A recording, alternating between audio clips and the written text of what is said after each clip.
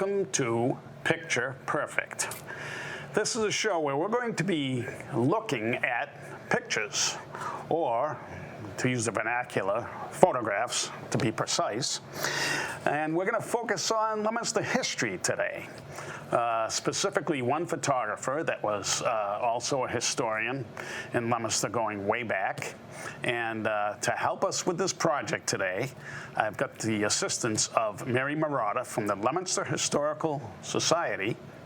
And are you a trustee, or are you what's your actual title, Mary? I'm a member of the Historical Society. I'm a volunteer at the Historical Society, and I am on the board of directors. Wow.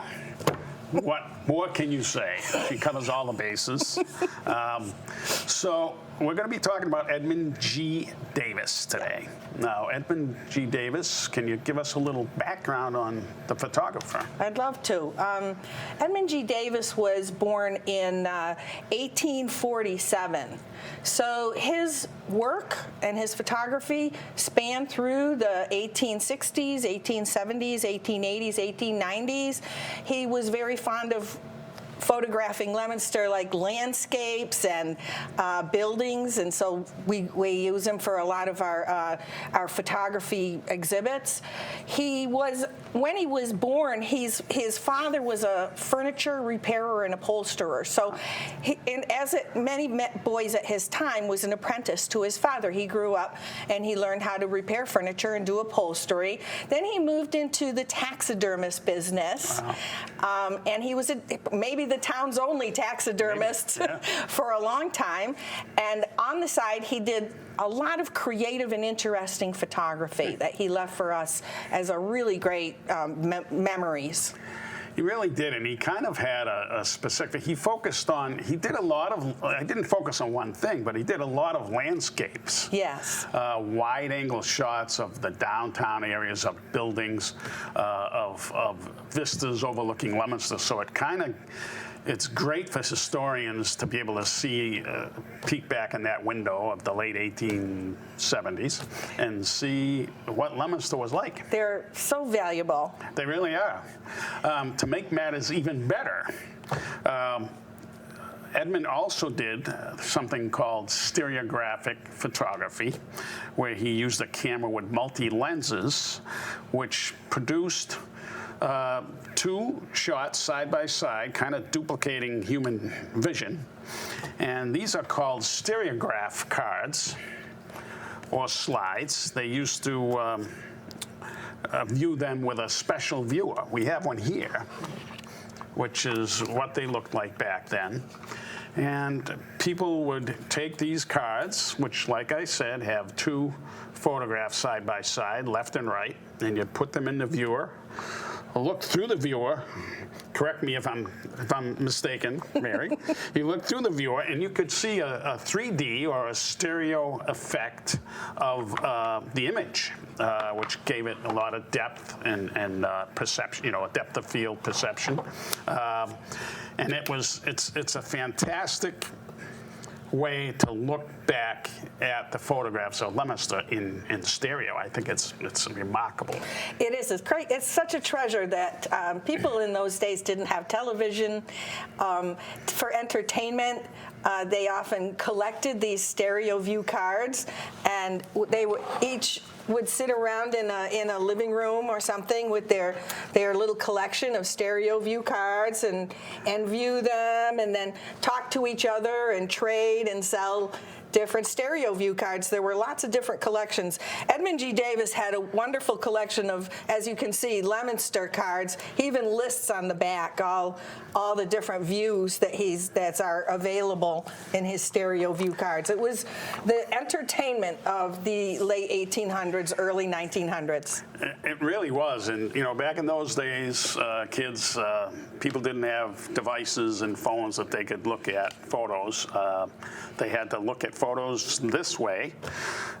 Every once in a while, and I think Edmund Davis did this also, he would have an assembly where people would come in and he would project his photographs on a screen so people could see them. And they used a device called a stereopticon, which is like a projector, like the old give-a-show projectors type of thing.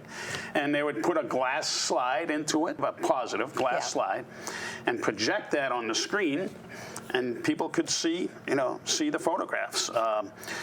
It's kind of cute. They called it a magic lantern. Exactly. And they called them lantern slides. Yep. A lot of them are the exact same pictures that you'll see on stereo view cards. So Davis definitely took the greatest advantage of the different ways of showing his pictures. And if you think about it, the stereo view is a very personal experience. You're looking at the picture. No one else is seeing the same picture you are. Right.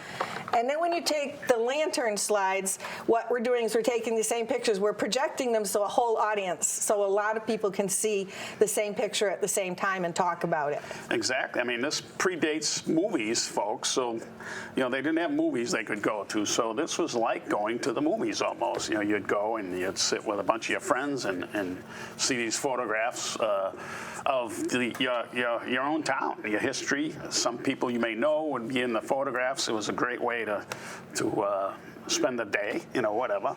But the other thing is these cards. Now, the Historical Society has a collection of Edmund Davis stereo cards. A very large collection. Are they, several hundred maybe? Yeah. Yeah, okay. And I know one of your volunteers, Ron Gerard, has been scanning, spending a lot of time scanning these for preservation purposes so that they'll be available, in the future. It's important. It digitizes them, makes them available on the internet, makes them searchable, and also he scans at a very high resolution. Exactly. And you really get a good feeling for the quality and the detail of an old 1980s photograph. Right, exactly. So what we're going to look at today, we're going to start looking at these, and but because these were stereo cards, two images side by side, what we did was we kind of taken one of them and kind of blown it up so that you can see the detail. There was really some nice detail in some of these cards. So we're going to start looking at these photos to be able to show you in detail. Of course, it's not in stereo. You have to do that with one of these viewers, like the old Viewmaster reels when we were kids. But we're gonna start looking at these, and hopefully Mary will be able to describe some information that we've gotten from the cards themselves. But maybe we can also add a little more information if we know about the cards. So we're going to start with number one, Mary. And now the information on the back of the card for this shot it says the Common Unitarian Town Hall and the Baptist Church. So I guess that's exactly what we're looking at here. If you notice, though, it's interesting. You see the carriage in there, and I'm not sure if on the right side if that's a sign or not, or a road sign or something. I'm not 100% sure. But it's interesting how, you're looking from the Common to West Street, correct? So where the City Hall is. Right. The current City Hall is located right about where that building in the middle is. That's the old Town Hall. Yeah. And then on the right side of the photograph is the Unitarian Church. And the Baptist Church, I guess, was farther up on the left, that other steeple to the left of City Hall. Yep. So Leominster was a town back then, not a city. Really? So we had a town hall. One and you other can see thing to notice. the common isn't very interesting. Right. Just a few trees. Yeah, there's trees. But you notice the roads, all dirt roads back then, folks, and they kept them pretty clean. You can see the tracks from the carts. So as we go through, you'll see a lot of that and some real interesting detail. Okay, number two. Another view of the Common. We're going to see a lot of those because that's a real landmark. And it also nicely shows the evolution of the center of Leominster over time. Exactly.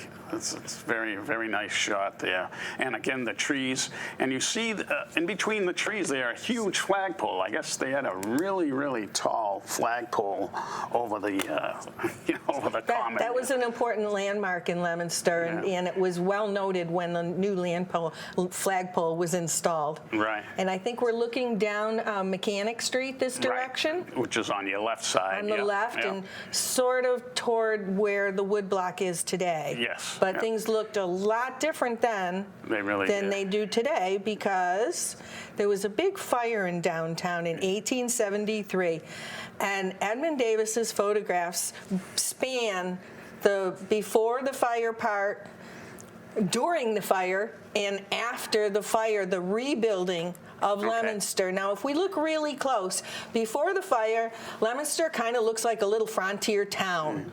All the buildings around the common are little houses, or have the little porches with the posts holding them up for people to stand under, and the little signs from all the little shops. Then after the fire, we start to see the big brick buildings like the woodblock and so forth. So let's see if we can follow any kind of timeline. Well, these are not in any kind of chronological order, so we may be jumping a few years back and forth. Watch the size of the trees. Yes, that's it. That's the clue. All right, we'll go to the next one. Oh. Okay. This looks like during the fire. Mm-hmm. Yeah, downtown fire remains. Now, the fire, did you say was 1873? Yes, I think that was the right date. Okay. And that looked like it was quite the conflagration. It really did a job on quite a few of the buildings. Well, since the buildings before that were all wood, and a lot of them look like that white one off in the distance there. Yeah. That one survived, and we can kind of see one of the churches behind there survived, but in front we're seeing a deep foundation that the building is definitely totally demolished. Okay. Okay. Now, who do you suppose that is, Mary? Well, we're looking at Edmund Davis himself. So he took a photograph of himself, or had an assistant. He's out there on the top of Gardner Hill. You wouldn't recognize it today if you've been up to Barrett Park. Gardner Hill is a nice hiking trail over there, but it's all wooded now. I guess back in the day, because they still burned wood for fuel, that the things were kept much clearer back then. And he had a nice view down of the town of Leominster from up there on Gardner Hill. I think, according to the info that was on the slide, that hill in the background, it's toward Monusnock. Now, I don't know if that's... That would make sense. Yeah, okay. You could look from Gardner to Monusnock. Yeah, okay. And he's in the process of setting up his developing tent here. Right. Which was something that you had to do when you were using glass slides back in the day. You had to develop right away as soon as you took the picture. Okay. That's interesting. It's great that we have a great picture of him there. And number 5, okay. This is really interesting. I'm assuming that's Edmund Davis again? You're correct. Okay. Yep. He's almost made like a little comical story here, story in a photo.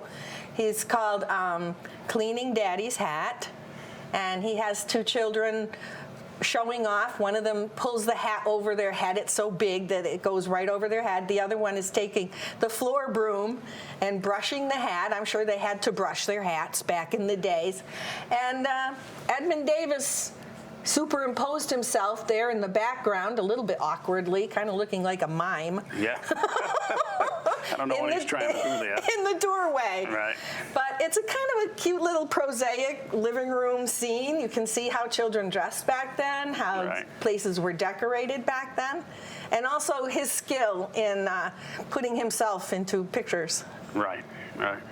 Yeah, it almost looks like he's trying to act surprised or something. I don't know what he's trying to do. Maybe he wants them to stop trying to brush his hat with the floor broom. Okay, let's see. Okay, we have C.J. Hooper Store. I'm not 100% sure where that is. You might know, Mary, where it's located. A lot of these stores were up in were toward North Leominster, Okay. which would be around where Wyman's is on Route 13 there, Yes. where the overpass of the railroad. This was before the railroad. Okay, yes. So you wouldn't recognize the landscape much, but that was where a lot of the early settlers came. This was a big, kind of a, looks like a big warehouse type of a does, store, yeah. the size of it. I imagine that since we were up in that direction, there were a lot of farms. It may Right. have been the place to come to bring what you grew at your farm for storage and for them to sell it. And we see people out front hanging around. That's what people did in stores in the old days, and then nothing else to do. They'd hang around the store and talk. That was the social event. You would go hang out Exactly. and like a coffee shop. Mm-hmm. Okay, now talking about, monuments and landmarks, there it is. That's the Civil War monument. This is fabulous. I'm very clear that it is before the 1873 fire. Decoration Day was the early name for Memorial Day. Okay. And after the Civil War, widows and bereaved people decorated the monuments of the soldiers who were killed either on both sides of the Civil War, and that was called, eventually they renamed it to Memorial Day. The other thing we see here is we see a horse trough, and we see the church steeple out in the distance. That church is no longer there. Right. Now, also, the monument is no longer in that specific location. That's right. That was moved in, 1983, I think, to where it sits now on the Common, on the Common itself. But this was an actual little circle in the center of town, right? A little grassed-off area in the center of town. And people could ride around it in their buggies, and later on in automobiles, they'd circle around it. It was a traffic circle, basically. It was. What it was. Yeah, there was one point where the town had to make a law against taxis stopping Right. there because it was a problem. Right. But you will see this in a lot of his photos. There's going to be some that look like duplicates because they're from another angle of the same thing, but you'll see that monument. Okay, so we're on number 8, which was not much information about it. Obviously down one of the main thoroughfares. Any clues, Mary? I'm going to say further up West Street or Okay. Merriam. Right. Right. Probably one of the, you can see that it's flatter here. Yes. Some wonderful older residences, probably owned by the wealthier Right. residents of Leominster, and some a wagon Right. with the horse pulling it out front, and it looks like wintertime. Okay, let's see. Oh, this is a beautiful house. It is. The information on the slide said the C. Cushman The C. Cushman House. House. I don't know who C. Cushman was. Well, we would have to look it up in our directories. It's very similar to the houses on Grove Ave. Yes, it is. Yeah. Very ornate. Not really so much Victorian as more of a Tudor It is, style. yeah, it's got that look, the Tudor look. And lots of little rooms. Right, right. And you'll see people peeking out the windows, trying to get into the photo. Into the picture. Right there, up there on Right. the third floor in the garret, we can see someone looking out the window. Right. But that house is remarkable. I mean, imagine being up in that, up on the third floor up there, all the little nooks and the rooms must have been really interesting. It's a mansion. Yeah. Okay, let's move on to, we're back at Monument Square. Yeah, we're back Named there. Monument Square, not in the 1870s, I don't think. Was it? Do you think it was named back then? No. Monument Square? Before the 1870s, it was probably the Common. Okay. I think Monument Square kind of developed later. after that due to the paving of the roads, Right. and then they moved the monuments all together into one big section. Yes. This is after the fire because we can see the woodblock there. Right, right. And the monument is still in the same place. It hasn't been moved yet. Mm-hmm. And our young men are sitting on the curb. They're part of our picture. We see them often in Edmund Davis's Yes. films. Now, Edmund Davis, historically, he wasn't married, right? Or he was, or he didn't have children. Basically. According to my notes, he never married, and he never had children, so he didn't have descendants to speak of. He spent the last 30 years of his life as a curator for the public museum. Leominster had a public museum, and he helped start the Historical Society. Sadly, when he passed away in 1913, he was basically a pauper and unable to take care of himself, so he was in the poorhouse during the last year of his life. That's too bad.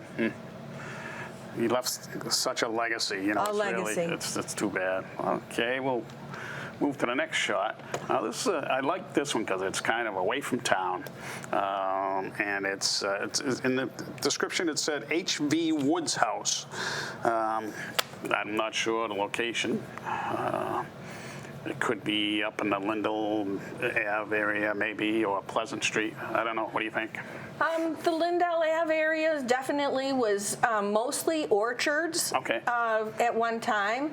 It's very neat. You can tell you're at the top of a tall hill. You could almost imagine Sholin Farms looking like this possibly at some point, and we might even have some buildings left over today that still look like that house right there.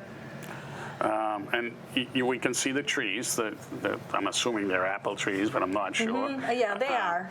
And there's a really nice wall there, a nice set wall there that somebody built. It looks like a wall. And the stone wall. It does, that actually looks like the stone wall along Lindell Ave. Okay, yeah. You know? Yeah, okay. Let's move ahead. Okay, now this is another vista shot here. It just says view of North Leominster. So I'm assuming it may be from either, well, it probably wouldn't be from Gardner, maybe off of Prospect, what we call Prospect Street. I don't know. I'm not sure. Yeah, Prospect would be a good guess because at one time it did look down over the town of Leominster. We can see a kind of a stone wall that's the sort that the farmers make when they pull the stones out of the ground and just push them together. And then we have some posts that would be handy for getting over the stone walls. Right.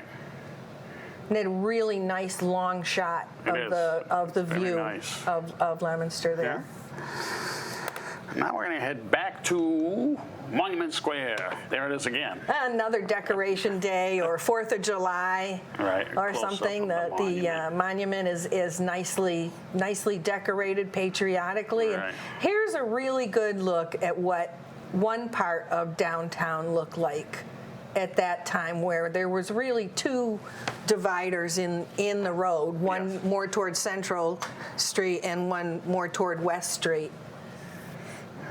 Very good. Let's see. All right, this one doesn't have much info. Number 14. So obviously it could be near town. Not sure. Nice fencing around that one house there. That's a long picket fence. But it's really nicely it's built looking house. down into one section of town. Yep. Yeah. Maybe it's around Water Street, around in that direction, possibly. The nice wide street. It could be Lancaster Street. Yeah. Yeah. And someone's taking a walk, and someone else has their carriage out with their horses. Now, on the left-hand side, you can almost make out the sign, a sign on the front of a storefront or something. I'm not sure. Oh, yeah. So that might, with a little more scrutiny, it might give us more hints. But this was taken from a pretty high angle, so maybe Edmund was on a porch or on top, a balcony or out a window and taking a nice shot that way. Okay, now this is looking south from the Common. So south would be down Central Street. Like Mary, you said that's the wood block on the left. So the Common is on our left. Right. We see the wood block sort of off to the left, but more in front of us. And we get a better idea of the kind of wide road that they had between the common and the stores and the houses that were on the side. The road looked very different back then. Exactly. Yeah. Yeah. And some of the houses were, wood. Like you said, Mary, before they made them all out of stone or brick, they're all wood framed, but they were huge. They were some big buildings. Well, there were downtown. hotels. Right. We'll see in some of the other shots, I think, is a clearer shot of what was called the Leominster Hotel, I believe. Okay, now we're looking down Main Street from the Common. It's a bright, sunny day and looks like summertime. Yeah, okay. We can see a brick building on the left and the steeple of one of the churches. So I'm assuming, Mary, that it might be, where that White House is on the right, might be at the corner of Mechanic and Main Street. Mm-hmm. And that church is no longer there, but that church would have been in the parking lot of the Bank of America there. It would have been behind there, I think. That would have been probably the church that got rebuilt later. Unitarian Church, or I'm not sure which one. Yeah. Okay. Okay, now here's, it's called the Foster Building, I believe. Well, back then it was called the Foster Building. It may be now, is that right on Main? Yeah, that's right on Main Street. So that's got to be where That's Main and Pleasant. Yeah. Yep. And on the right-hand side there, Subways is in the corner. Yes. Okay. Yeah, it's either there or it could also, Mary, be the building on where the travel agency is downtown on the corner of Park and Main. I'm not sure. That says Foster though. And obviously, I think the main part of that building is probably still standing. The section on the right doesn't look familiar at all, but who knows? The interesting thing is there's nothing across the street. Yes, right, exactly, yeah. Okay. This is the W.T. Allen factory, I guess. That's what it said on the back of the card. Clearly on Water Street. Right. Down where a lot of the mills were. Okay. The water ran the mills. And so there was obviously a park along one side of the river at the time. There was a dam that kept the water carefully monitored all the time. So that's on Water Street. So for those of you longtime residents of Leominster, that would have been taken in the area of where the old Rockdale's furniture store or department store used to be. They took one of these buildings and made it into a department store way back in the 50s. And that would have been in that area there. Okay, let's move ahead. This is Mr. Bennett. Mr. James Bennett. James Bennett. What can you tell us about this character? He was one of the early members of the Leominster Historical Society, which was started in 1906. And they met often before that. Edmund Davis was part of the Historical Society. They used to meet at one another's houses. Okay. So it was a great way for someone to show off their historic house, was to be part of the Historical Society and host Historical Society programs. Mr. Bennett seemed to be very proud of his house. Here he is sitting outside on his little porch. You can see how ornate it was and nicely taken care of. And he's got something on his lap. Maybe he's reading one of his speeches that he's going to give at the Historical Society. Yeah, obviously, he was a little camera shy, didn't want to look at the camera, but that's okay. He's in a pensive, thoughtful But we remember that back in the day when we've taken a photograph of a person, the exposure time sometimes had to be a real long time. Right. Edmund Davis had to get some light underneath that little roof, that little porch thing. So he had to wait a long time. So you would be careful not to put yourself in a position you wouldn't be able to hold for about 3 minutes straight. Exactly, yeah. And that's why sometimes we think people aren't smiling in those pictures. It's because it's really hard to hold a smile for 3 minutes straight. But when you look, if you get a chance to someday visit the Historic Society and look at the the cards themselves, the stereo cards. This is a great shot because you can really see, the flowers in the forefront and the depth of the photograph. It's great stereo photograph. And here's another one. This is great. Now this says, interesting note on this number 20. It says it's a schoolhouse in the center of Boylston. So, obviously Edmund traveled around the local areas a little bit. Boylston was very close to Leominster, and if you traveled directly there. Right. The path was. And it was important to be able to get there because some of the offices that you needed to go to were in Worcester, and Right. Boylston would be on the way. We see people, here they are, traveling with their carriage, a man and a woman, and it looks like there's an actual driver. He seems to have a uniform on. And that would be a great, that's a buckboard, by the way, that kind of a wagon. I wonder if she's the school mom. I don't know. She might be. I wonder if that building's still standing in Boylston. I'm not sure. It'd be interesting to see. It would be interesting to find out. Okay, let's go to the next. Okay, this is a great shot. Didn't say what it is, but this is I believe, the Unitarian Church. I believe it is. Which is where the current stone church is downtown, which is the, I'll think of it. But that obviously predates it. When that burned down, then they built the stone church that's downtown, and it's a great photograph right from the common. We seem to be standing large windows in the common. So sad that these Looking across buildings at it. didn't last. I'm so glad we have the photographs. Right. Okay, here's another vista shot. Now this one says looking toward the old common. Okay, I don't know what that means. Is there a Looking new toward common? the old common. Okay, maybe the common was. Where do we get up high like that? Probably on Hill Street. Yeah. Hill Street was a lot emptier back then. Yes, There it was. wasn't a whole lot there Right. except the hill. And Davis was very fond of getting up there on the high places and getting good shots down into showing the relative locations of different places in Leominster. Very interesting. Okay, let's move on. This is called the Union Comb Company.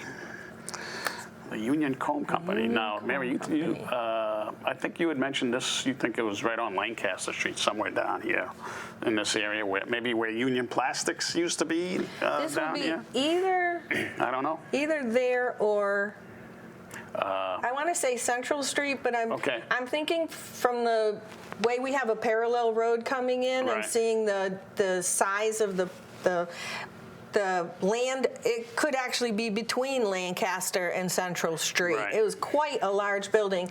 Now today we have the big mill there and right here where LTV is. Yes. And these kinds of buildings were often formed and reformed and Right, exactly.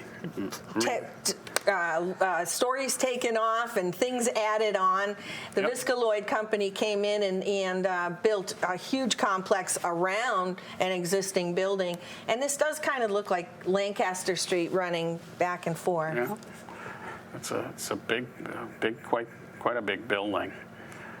Combs were a big industry. Leominster made 2/3 of the combs that were sold in the United States. That's pretty amazing. So it when you was think big about it. business. And it started being made from horn. Combs are made that way, and then they eventually got into celluloid and plastic. Yep. Let's see. This one doesn't really give much of a description. Not at all. So it's obviously another shot from above somewhere. Mm-hmm. Could be Leominster. Could possibly be somewhere else too, but it's more than likely Leominster. But Sometimes it's hard to tell It's hard to tell. exactly. obviously. If you look down from First Street, I Yes. noticed Yeah. that if you didn't have all those buildings in Yeah, the way, exactly. you would have a really nice view of the mill part of Leominster and then the common behind it. And this sort of reminds me of that, almost looks especially like- with the idea that the river was going. It looks like a lumberyard or something on the left-hand side. I'm not 100% sure, but Yeah. that's interesting. Okay, back to the common. Now you really get a feel. This, I think, predates the fire from downtown, because you see those little buildings like you were mentioning. That's pretty sure. Yeah. Yeah. And because of that church steeple in the background and that White House on the corner, I'm still saying that we're looking at toward where Mechanic Street meets, Main Street downtown. So this would be along Main Street, Yeah. and lots of little stores were under that little porch, and butcher shops and millinery stores and Right. all types of places where people would come to go shopping. Okay, let's move on. Uh-oh. Who's this guy? So, okay, you had mentioned that Edmund Davis was a taxidermist. That's obviously, I think, right here, unless he got some owls to be very To stand very still for 3 minutes or more. Right. The interesting part is it looks like he's holding his business card. It's his business card. And, So if you want taxidermy, or you want photography, or if you want photographs of your taxidermy, you know where to go. That's right. Or if you want photographs of your deceased pets, go to him. One-stop shopping. You can. He does it all.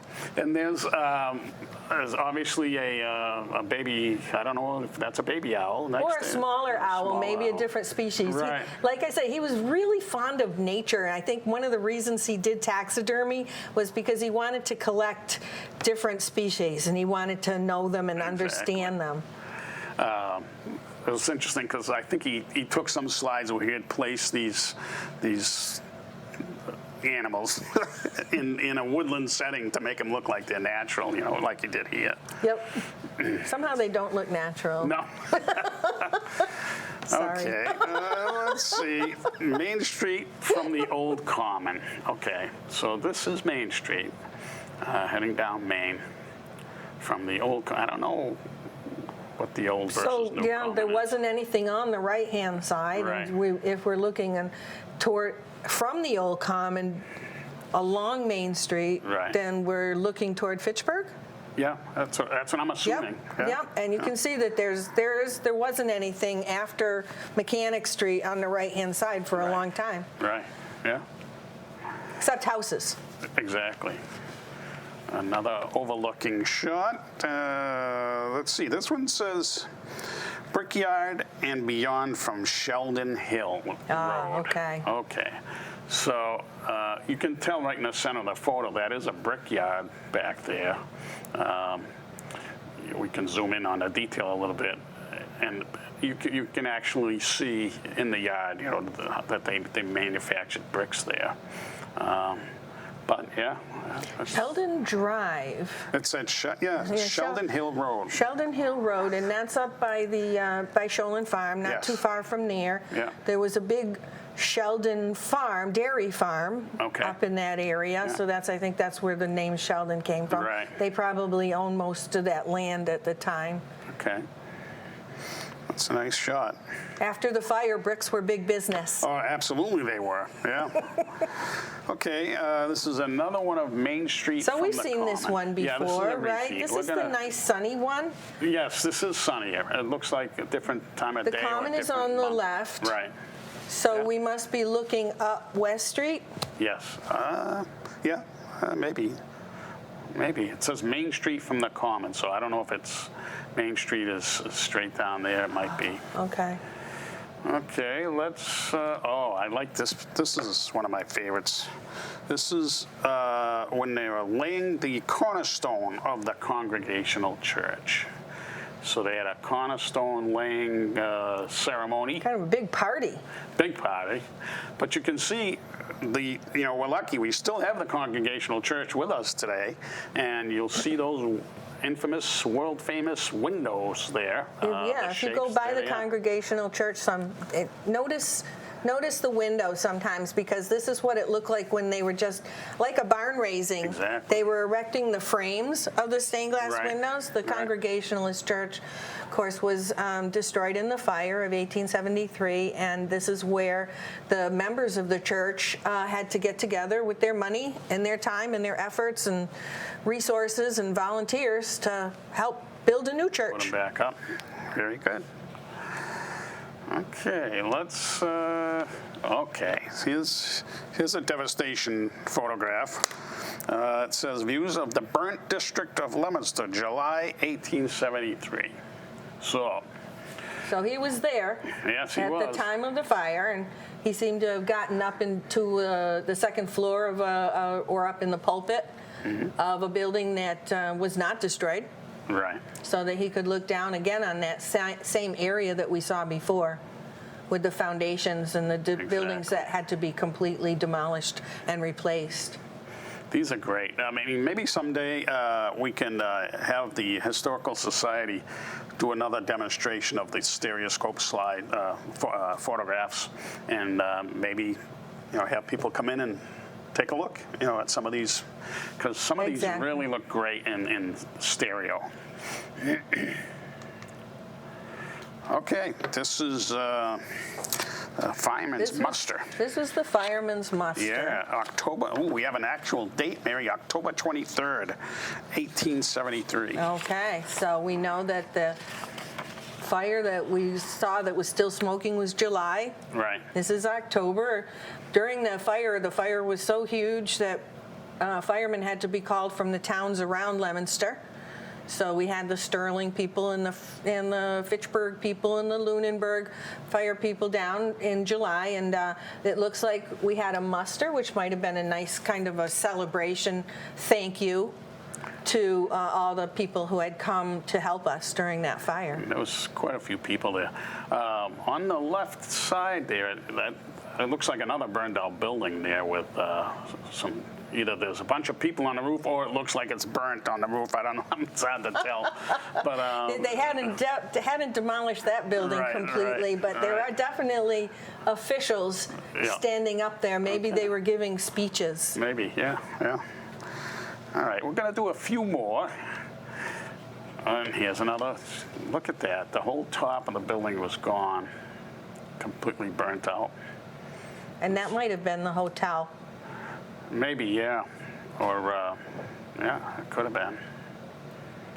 Yeah, it's too, actually, it says Allen's Block. Okay, so that was the Allen's Block. Allen's Block. So that was on the corner of Main and Pleasant. Right.